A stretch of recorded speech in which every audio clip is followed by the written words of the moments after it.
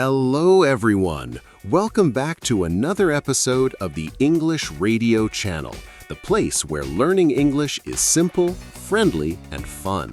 I'm your host, Mark. And I'm Sarah. Hi, everyone. We are absolutely delighted to have you with us today. Whether you are listening on your morning commute, while cooking dinner, or maybe just relaxing at home, we're glad you're here. We really are. Now, Sarah, before we dive into today's very special topic, I have to ask, how are you feeling today? You look like you have a lot of energy. Do I?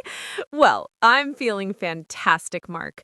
I woke up early, the sun was shining, and I had a delicious cup of coffee to kickstart my day.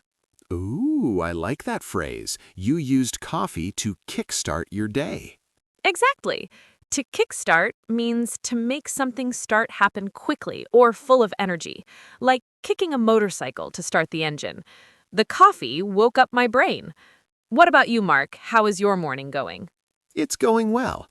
I was feeling a little bit under the weather yesterday, but today I'm back to normal. Oh no! Listeners, did you hear that? Mark said he was under the weather. Mark, can you explain that for us? Sure. To be under the weather is a very common idiom. It simply means feeling sick or not feeling well. Maybe you have a headache or a cold. But don't worry, I'm fully recovered now. I'm glad to hear that, because today we need your brain to be 100% ready. Why is that? Because today we are tackling the biggest question English learners have. Today's topic is how to train your brain to think in English. Wow, that sounds serious. And maybe a little difficult? It sounds difficult, but it's actually not. It's all about changing small habits. Today, we are going to give you a complete roadmap, step by step, on how to stop translating and start thinking like a native speaker. That sounds amazing. I'm ready. But before we reveal the secrets, we have a small favor to ask. That's right. If you enjoy our podcast and you want to support us, please hit that like button. Subscribe to the English Radio channel if you haven't already. It really helps us grow. And share this episode with your friends, family, or anyone who wants to improve their English. We appreciate you so much. Now, Mark, let's get down to business. Okay, Sarah, let's start with the problem. Why is thinking in English so hard? When I talk to our students, most of them tell me they feel stuck. That is a perfect word, stuck. The problem is what I call the translation trap. The translation trap. What is that? Imagine this, Mark. I ask you a question in English. Step 1, you hear the English words. Step 2, you translate those words into your native language in your head. Step 3, you think of the answer in your native language. Step 4, you translate the answer back into English. Step 5, finally, you speak. Wow, when you say it like that, it sounds like a lot of work. It is. It's exhausting. It's like having a middleman in your brain. A middleman? Yes, a middleman is a person or process that stands between two things. In this case, your native language is the middleman between your brain and speaking English. And that middleman makes everything slow. Exactly. It makes you speak slowly and it makes you feel nervous because you are constantly working hard. We want to fire the middleman. Sorry, middleman, you're fired. We want to go directly from thought to English. Precisely. And to do that, we have to start small.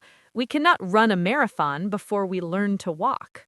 Okay, so how do we learn to walk? What is the first step? The first step is what I call naming your world. Naming your world. Does that mean looking at things and saying the English word? Yes, but in your head. You don't have to speak out loud yet. Look around the room right now, Mark. What do you see? Okay, I see a microphone. I see a table. I see a window. Perfect. This is level 1. Wherever you are, on the bus, in the kitchen, at the office, look at an object and think of the English word immediately. So if I'm in the kitchen, I look at the fridge and think fridge. Yes, but let's make it a little harder. Let's add adjectives. Adjectives, describing words. Yes, don't just think fridge, think silver fridge or cold fridge. Okay, I see my coffee cup. It's a white cup. Hot coffee. Excellent. This seems simple, but it is powerful. You are training your brain to label reality in English. You are building a direct connection between the object and the English word. I like that. It's low pressure. Nobody can hear me, so I can't make a mistake. Exactly. It's private practice. And if you don't know a word? I look it up. Yes. If you look at your curtains and you don't know the word curtains, look it up on your phone. Now you learned a new word that is relevant to your life. That is very useful. It brings the vocabulary to life. Okay, Sarah, I've mastered level 1. I can name everything in my room. Blue chair, fast computer. What is level 2? Level 2 is the simple sentence. Now we move from words to full thoughts. But, and this is important, keep it simple. How simple? Subject, verb, object. Or subject, verb, adjective. Can you give us some examples? Let's pretend you are walking down the street. Mark, act it out. What are you thinking? Okay, I am walking. The sun is hot. I see a bus. The bus is red. A dog is barking. Perfect. Stop there. Listeners, did you hear Mark? He didn't say, I am currently strolling down the avenue and the solar radiation is intense. No, that's too complicated. Exactly. He said, the sun is hot. This is crucial. When we translate from our native language, we usually try to translate complex adult thoughts. But our English level might be more like a child's level, and that is okay. So we should embrace thinking simply. Yes, simplify your thoughts to match your English. If you try to translate a complicated political opinion in your head, you will get stuck. If you think the bus is red, you win. I love that. If you think simple, you win. It builds confidence, right? It builds huge confidence. It's about momentum. Momentum. That's a great word. It means keeping the movement going, like a ball rolling down a hill. Once you start thinking, the bus is red, the shop is open, the man is walking, your brain starts rolling into English mode naturally. Sarah, I have to be honest though. Sometimes when I tell students to do this, they say they feel silly or crazy, talking to themselves in their head. That is completely normal. It feels strange at first. But remember, nobody can hear your thoughts. You are safe. What about talking out loud? That is the next step. If you are alone, maybe in your car or in the shower, speak these simple sentences out loud. I am washing my hair. The water is warm. Yes, get your mouth muscles moving. If you feel silly, just laugh at yourself. Humor helps learning. There is an idiom for this, isn't there? Fake it till you make it. Oh, that is a classic. Fake it till you make it. Listeners, write this one down. What does it mean to you, Sarah?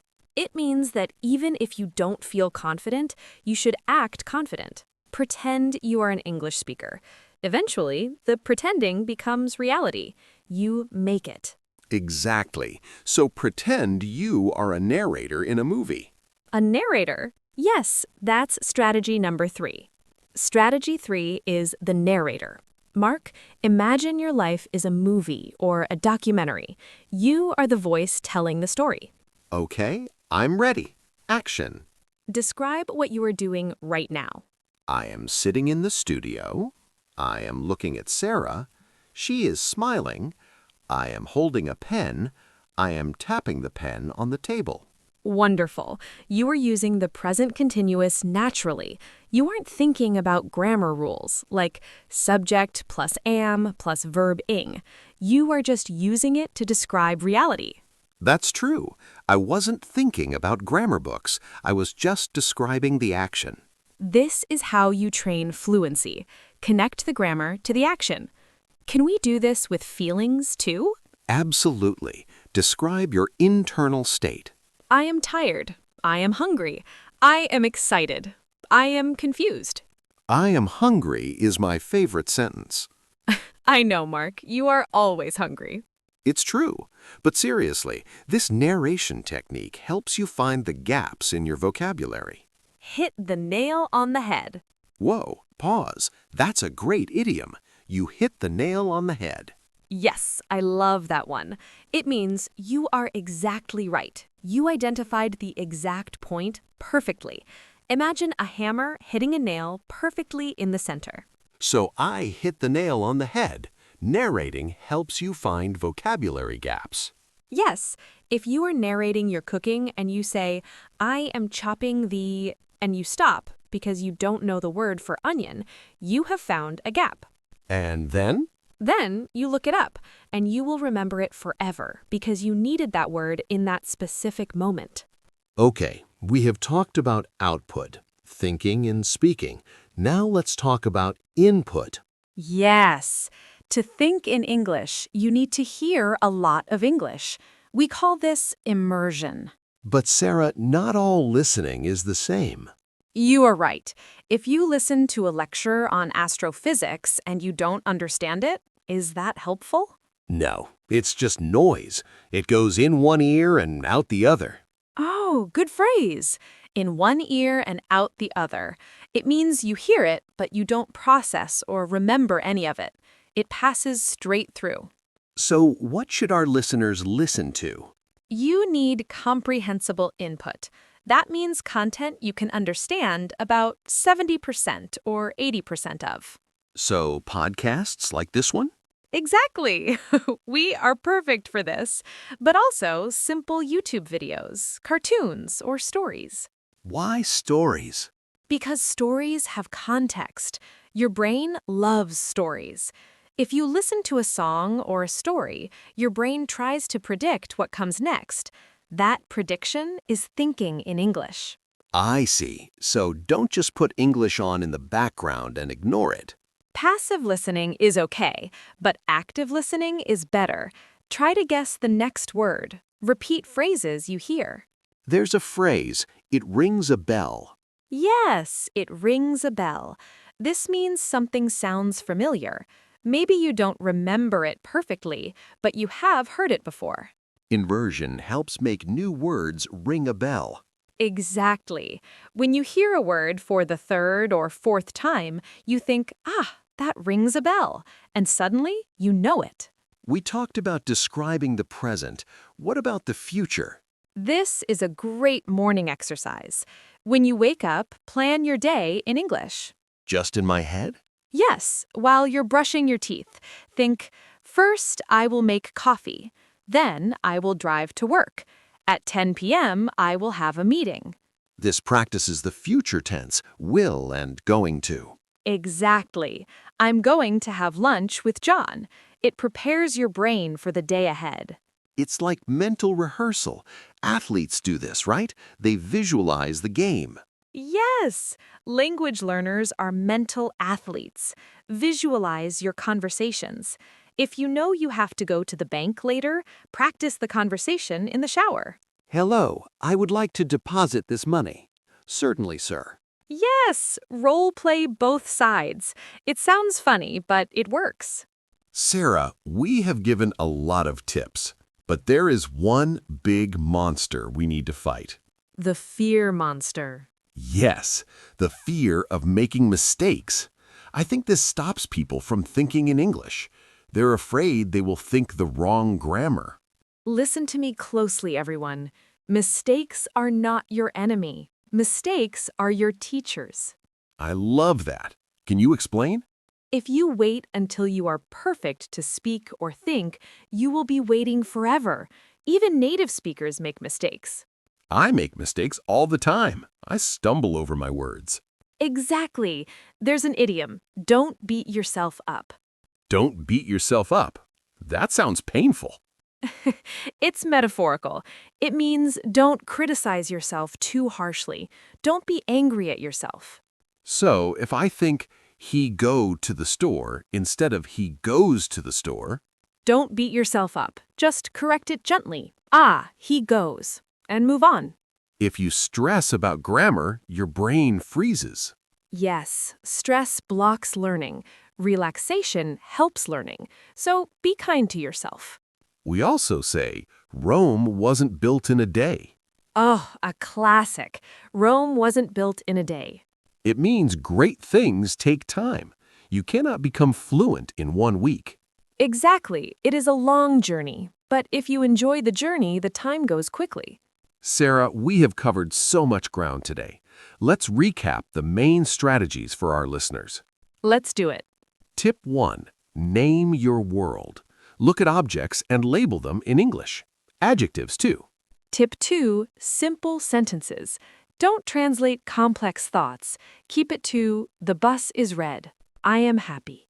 Tip 3. Narrate your life. Be the movie narrator. Describe your actions as you do them. I am opening the door.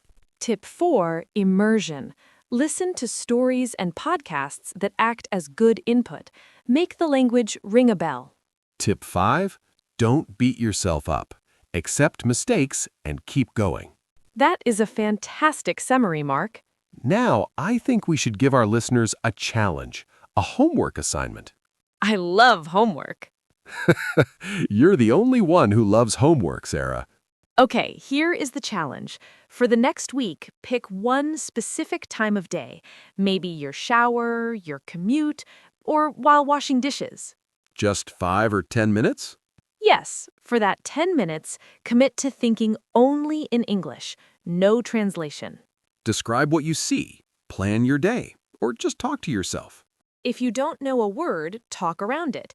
If you don't know umbrella, say the thing that stops the rain. That's a great skill, describing words you don't know. It keeps the thinking in English rather than switching back to your native language to find the word. We also want to hear from you. We have a question for the comments section. Yes, please tell us, what is the hardest situation for you to think in English? Is it when you are angry, when you're tired, or maybe when you're doing math? Oh, I cannot do math in a second language. That is impossible. Me neither. I still count on my fingers in my native language. See, we are all human. Tell us your story in the comments. We read every single one. And while you're there, if you found this episode useful, please remember to subscribe. Like the video and maybe share it with a friend who is also learning. It really helps us create more free lessons for you. Mara, any final words for our listeners before we say goodbye? Yes, I just want to say, trust the process.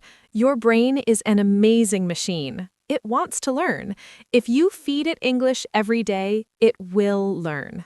Consistency is key. A little bit every day is better than studying for 5 hours once a week.